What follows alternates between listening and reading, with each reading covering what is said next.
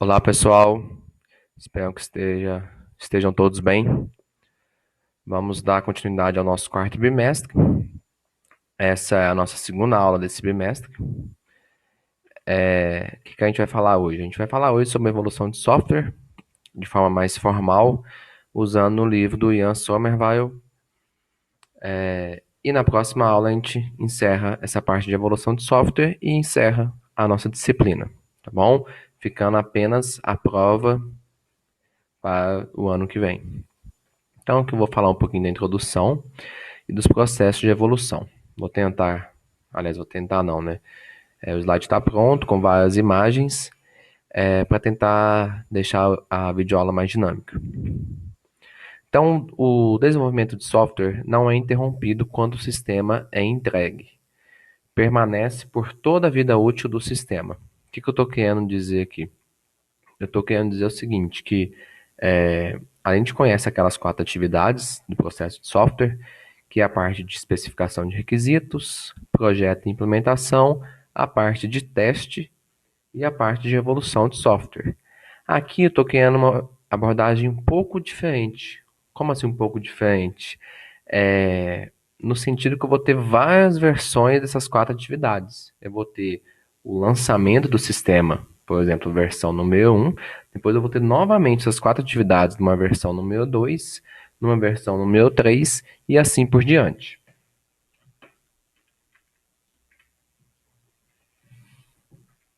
Então, para se manter útil, é necessário que ocorram mudanças. Como assim para se manter útil? O sistema, ele naturalmente vai ter que evoluir, seja por mudanças nos negócios, seja por mudanças nas expectativas dos usuários. Como assim? Talvez o negócio, sua empresa, sua organização está mudando o foco do negócio, mudando ou colocando funcionalidades novas, ou até mesmo as mudanças nas expectativas dos usuários. Tanto a mudança no negócio quanto a mudança nas expectativas dos usuários acarreta em mudanças nos requisitos. Tranquilo? Então, não é nem assim para se manter útil, né? É para ser competitivo no mercado. Vai acontecer naturalmente do sistema ter que se atualizar, ter essa parte de evolução de software.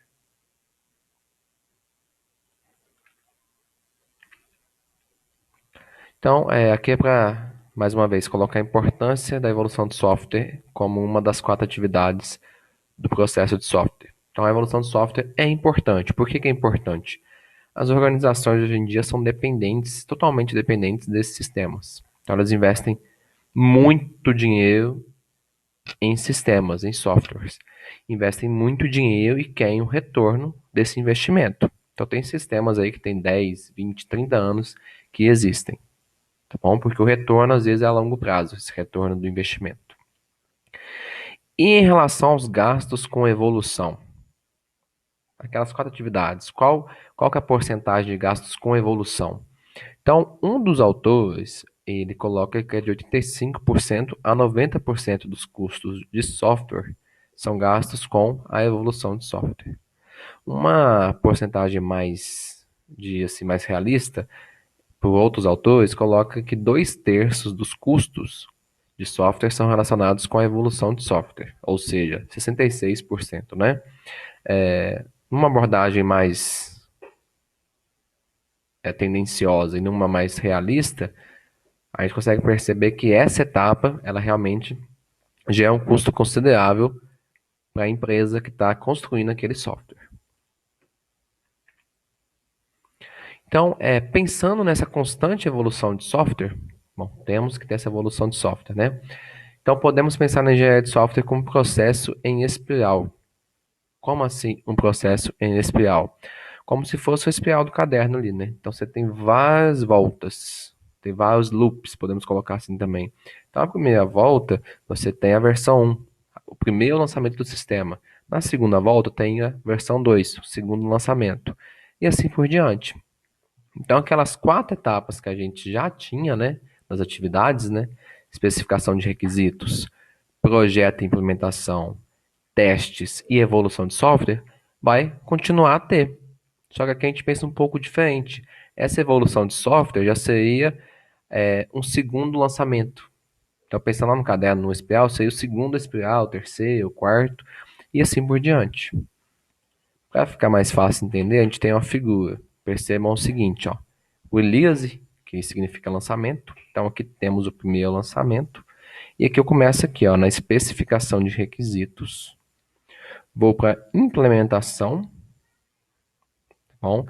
Depois validação, que é a parte de testes de software, e depois a operação. O que seria essa operação? É preparar o seu software, né, para atender às novas mudanças, né, a parte de evolução de software, para que seja lançada a segunda versão, que a gente tenha, para que a gente tenha o segundo lançamento do sistema. Então observam que essa parte, essas 4 atividades aqui, ó, elas vão ser feitas várias vezes. Então, durante todo, voltando aqui um pouquinho, ó, durante toda a vida útil do sistema, eu vou ter o desenvolvimento de software, vou ter a especificação de requisitos, vou ter a validação. Beleza, pessoal? Então, por enquanto aí, é importante entender essa questão de vários lançamentos, pensar na engenharia de software como processo industrial. Então, como eu tenho várias versões, essa evolução de software seria o quê? Vários lançamentos. Cada evolução de software que você for fazer, cada mudança de software que você for fazer, é um lançamento novo do sistema. Mudando um pouquinho o foco, né, sendo mais específico ainda, agora não falando mais da introdução, falando dos processos de evolução. Como assim, antes de ler aqui? Você vai ter uma empresa que vai fazer tudo de uma maneira mais informal, vai tratar a evolução como um processo informal, e outras organizações que vão tratar como um processo formal com documentação. Qual que é a diferença? A diferença, o processo informal é o quê? Uma conversa bem franca entre desenvolvedores da organização e os clientes, e até os testadores de software da organização.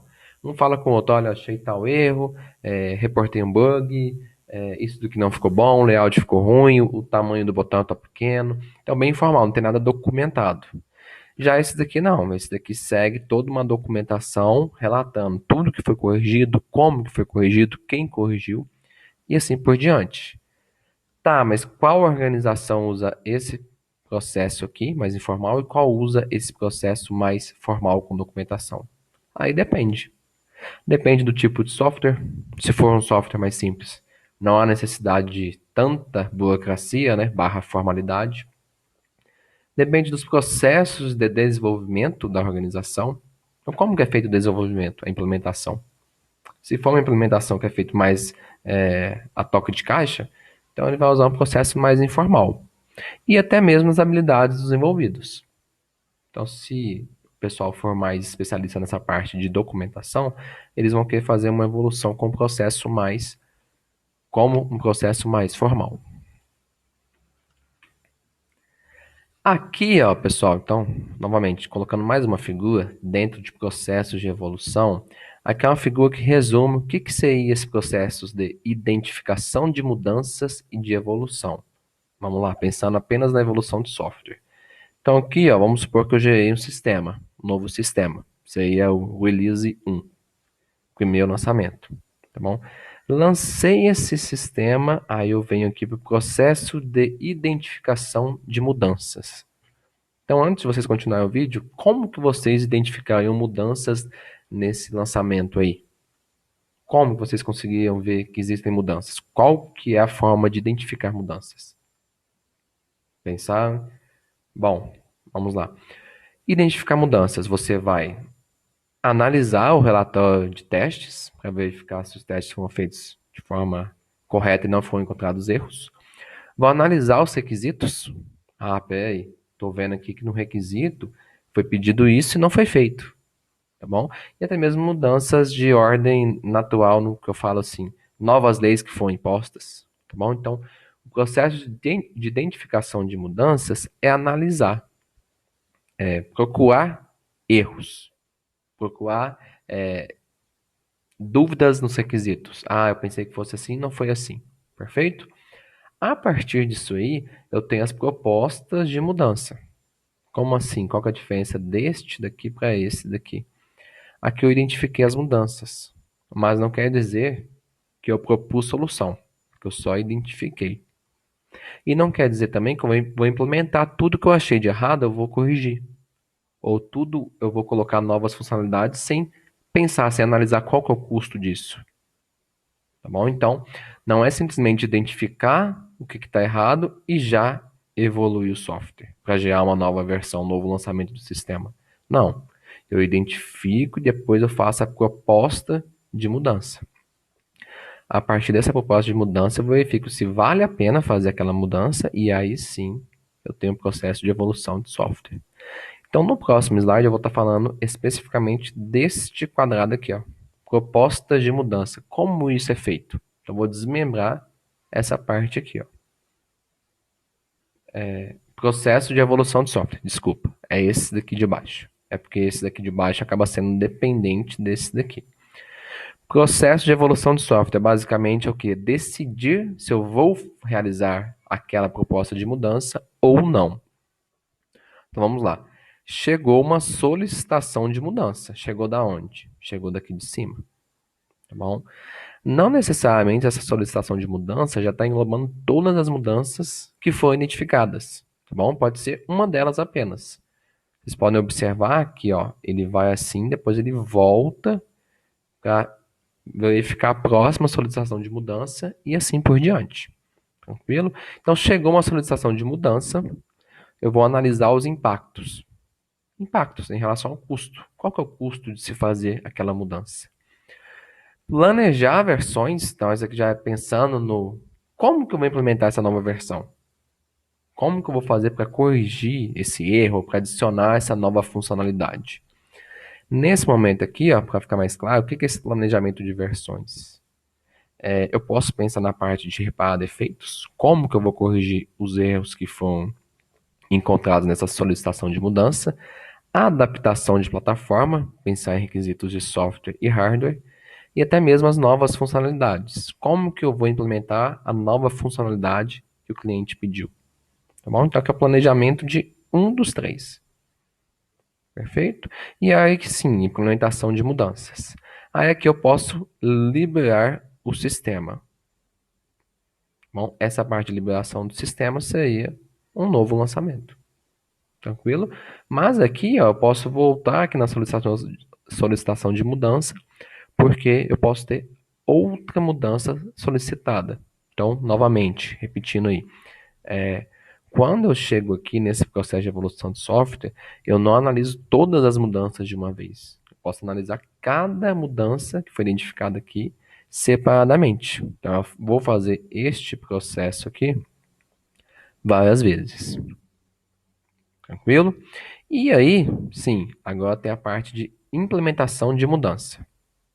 Bom, aqui nessa implementação de mudança, eu estaria pensando nesse novo sistema. Bom, as mudanças foram propostas, perfeito. Eu faço análise de requisitos, depois a validação de requisitos e depois o desenvolvimento de software. Qual que é o objetivo disso daqui?